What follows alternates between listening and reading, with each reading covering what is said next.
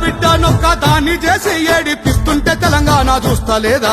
ఇంటికి ప్రాణం ఆడపిల్లేనాని తెలంగాణ ప్రజలకు గుర్తులేదా?